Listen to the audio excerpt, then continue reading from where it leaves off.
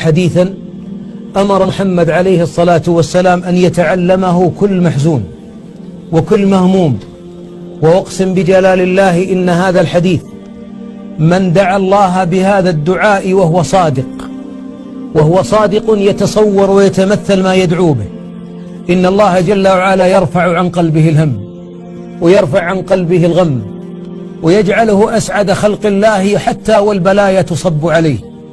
لأننا أيها الأحباب نسير في هذه الدنيا والراحة بعد الصراط، الراحة بعد الصراط قبل جنان النعيم، يوم أن نجتمع على باب الجنة اللهم آمين. هنيئا لأهل المصائب يوم أن يغبطهم أهل الموقف. يتمنى أهل الموقف إذا رأوا أهل المصائب وقد صبت عليهم الأجور تمنوا لو أن في الدنيا قرضت أبدانهم بالمقاريض، كما ورد عنه عليه الصلاة والسلام.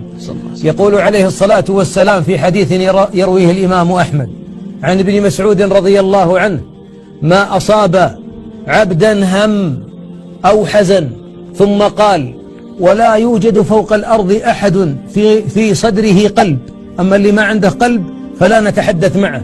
في صدره قلب ثم قال هذا الدعاء ولا بد من الهم حتى ترتاح، لا يوجد. أين الراحة؟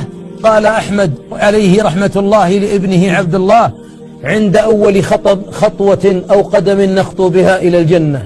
اللهم إني عبدك ابن عبدك ابن أمتك، ناصيتي بيدك، ماض في حكمك، عدل في قضاؤك، أسألك بكل اسم هو لك سميت به نفسك أو أنزلته في كتابك أو علمته أحدا من خلقك أو استأثرت به في علم الغيب عندك أن تجعل القرآن العظيم ربيع قلبي ونور صدري وجلاء همي وذهاب حزني. حق على الله من قال هذا الدعاء إلا أذهب الله همه وأبدله فرحا.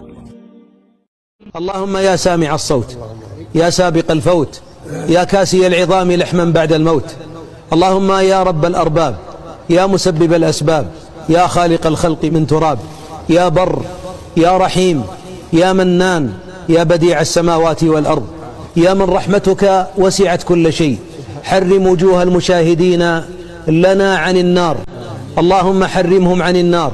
اللهم حرم هذه الوجوه التي لك خضعت ولك سجدت ولك أنابت، اللهم لا تشويها بالنار يا رب العالمين. اغفر لنا ولموتانا، اللهم اغفر لنا ولموتانا وللمسلمين والمسلمات. يا رب فرج هم المهمومين، نفس كرب المكروبين، اقض الدين عن المدينين، اشف بلطفك مرضانا ومرضى المسلمين. اللهم اختم بالسعادة آجالنا، اللهم اجعل آخر الأعمال خيرها وآخر الكلام لا إله إلا الله. اللهم لا تتوفانا